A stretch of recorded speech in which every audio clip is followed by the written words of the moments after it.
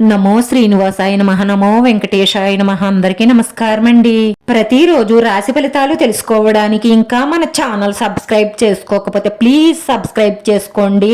Like చేసి మీ పూర్తి support మన శ్రీనివాస ఛానల్ కి ఇవ్వండి.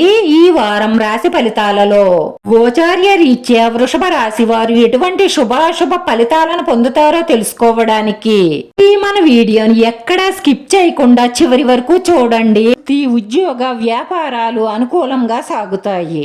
ఏ రంగంలోనైనా సరే మీరు పట్టుదలగా ప్రయత్నిస్తే విజయం సాధిస్తారు. ఈ వ్యాపారాలు ఊపందుకుంటాయి. త్వరలోనే మీరు అనుకున్న లక్ష్యాన్ని చేరుకుంటారు.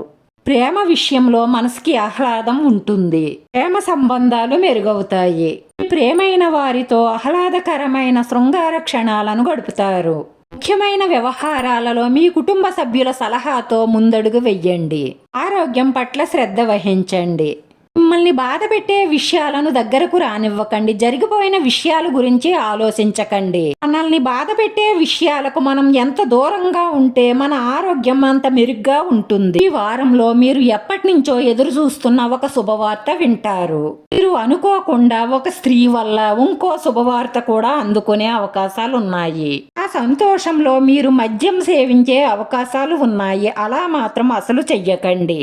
మీరు ఒకరికి ఆదర్శంగా నిలవాలి. అలా అయితేనే సంఘంలో పేరు ప్రతిష్టలు పెరుగుతాయి. కొత్త ఒప్పందాలు మీకు మంచి లాభాలను తెచ్చిపెడతాయి. ఈ వారంలో రొమాన్స్ మీ మనసును పరిపాలిస్తుంది. ఈ భాగస్వామి మీకు నచ్చినట్లుగా ప్రవర్తించక అప్సెట్ అవుతారు. మీరంతలా మనసును పాడు చేసుకోవలసిన అవసరం లేదు. ఇరుగైన సంబంధాలను కొనసాగించండి. అక్రమ సంబంధాలను అక్కడే వదిలేయండి. అక్రమ సంబంధం అంటే మీకు అక్కరకి రానిది అని మాత్రం అర్థం చేసుకోండి. ఈ వ్యక్తిత్వమే మీ ఫ్యూచర్ జనరేషన్ కి మెరుగులు దిద్దుతుంది. బాధ్యతలను నిర్వర్తిస్తారు. కళా నైపుణ్యాలు మెరుగుపడతాయి. రాశివారి పరిహారం వచ్చి హనుమాన్ చాలీసా పారాయణం చేయడం, వీరాంజనేయ స్వామిని దర్శించుకోవడం వల్ల మీ మనసులో ఉన్న మంచి సంకల్పాలన్నీ నెరవేరి మానసిక ప్రశాంతత లభిస్తుంది. ఈ రాశివారి అదృష్ట సంఖ్య 9. ఈ రాశివారికి కలిసొచ్చే రంగు గోధుమ రంగు.